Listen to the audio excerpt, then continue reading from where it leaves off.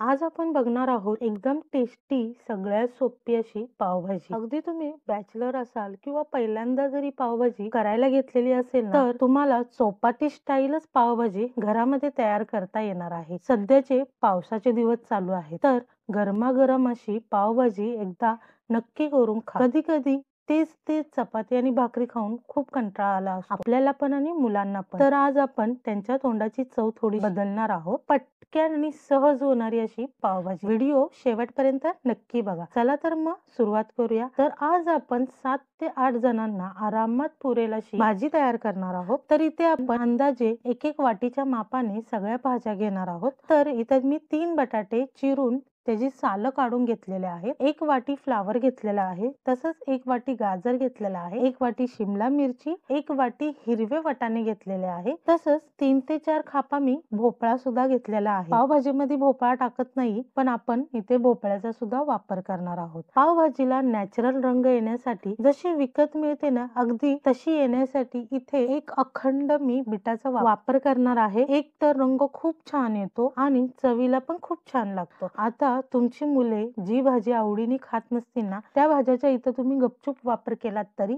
चालेल। आता आपण या भाज्यांना कुकर मध्ये शिजवून घेणार आहोत। तर सगळ्या भाज्यांना कुकर मध्ये घालत आहोत। तर इथे मी 2 ग्लास पाणी घालणार आहे। याला खूप जास्त पाणी घालायची काही गरज नाही, त्याने जास्त पाणी घातल्याने काय होईल की भाज्या लवकर शिजल्या जाणार नाही। आता कुकरच्या अगदी 2 ते 3 शिट्ट्यांमध्ये भाजी अगदी मऊसूत शिजून तयार होते। मंद आचेवरती साधारण 3 शिट्ट्या करून घ्यायच्या आहेत। आता शिट्ट्या झालेल्याच आहेत, कुकर थंड करून घ्यायचा। आता आपण कुकरचं झाकण उघडून बघूया, तर तुम्ही बघू शकता किती सुंदर रंग आलेला आहे। आता पावभाजी मॅशरने किंवा झाऱ्याने अशी मॅश करून घेतलात तरी चालेल, किंवा जर तुमच्याकडे मॅशर नसेल तर तुम्ही इथे ग्लासचा किंवा तांब्याचा वापर करून सुद्धा छानशी भाजी मॅश करता येते। आता ही भाजी मॅश करून झालेली आहे, तर हे बाजूला ठेवूया आणि एक वाटण तयार करणार आहोत। वाटणामध्ये मी 3 ते 4 टमाटे रफली चिरून घेतलेले आहेत, 4 ते 5 हिरव्या मिरच्या घेतलेल्या आहेत, थोडीशी कोथिंबीर घेतलेली आहे। कोथिंबीर घालून छानसं वाटण करून घेणार आहे याप्रमाणे। आता आपली भाजी फोडणी देण्यासाठी तयार आहे। गॅसवरती एक कढई गरम करण्यासाठी ठेवायची आहे। कढई छानशी गरम झाल्याच्या नंतर ना 1 कप किंवा 1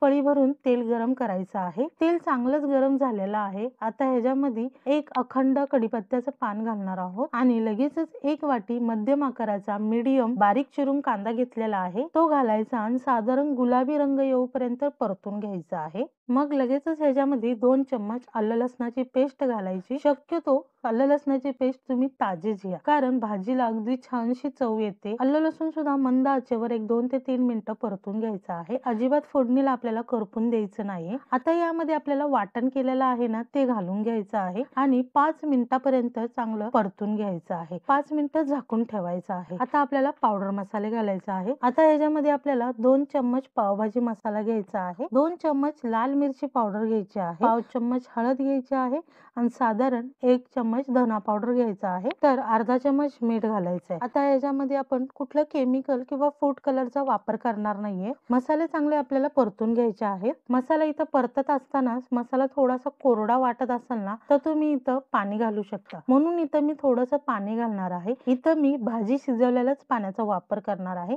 तुमच्याकडे जर नसेल तर तुम्ही गरम पाणी घालून भाजी 2 मिनिटं चांगली परतून घ्यायचं आहे। तेल सुटूपर्यंत छानसा सुगंध येईपर्यंत मसाला आपल्याला परतून घ्यायची आहे। लक्षात ठेवा, ही फोडणी पावभाजीसाठी करत असताना अगदी सावकाशपणे करायची आहे, अजिबात फोडणी करपून द्यायची नाही। झाकण लावून 1-2 मिनिटं मंद आचेवरती वाफ काढून घ्यायची आहे, तरच याचा सगळा कच्चेपणा कमी होईल आणि सगळे फ्लेवर एकजीव होतील। छानसं इथे तेल सुटलेलंच आहे। आता यामध्ये आपण सगळ्या शिजलेल्या भाज्या ऍड करणार आहोत। 5 मिनिटभर पुन्हा परतून घ्यायचं आहे। याला छानसं तेल सुटेल आणि खातानाही अगदी छानसं लागेल। रंग बघू शकता किती सुंदर आलेला आहे। बीटाचा वापर केलेला आहे, काश्मीरी लाल मिरची पावडर वापरलेली आहे। बाहेरचा कलर अजिबात वापरू नका। विकत मिळणारी भाजी मस्त लाल भडभडीत असते, कारण त्याच्यामध्ये कलर वगैरे वापरलेला असतो, ते आपल्या शरीराला हानिकारक असतात, म्हणूनच आपण रंगाचा वापर केलेला नाहीये। पण ठेवू एक 5 ते 10 मिनिटं चांगली वाफ काढून घ्यायची आहे। पावभाजीचा एकदम खमंग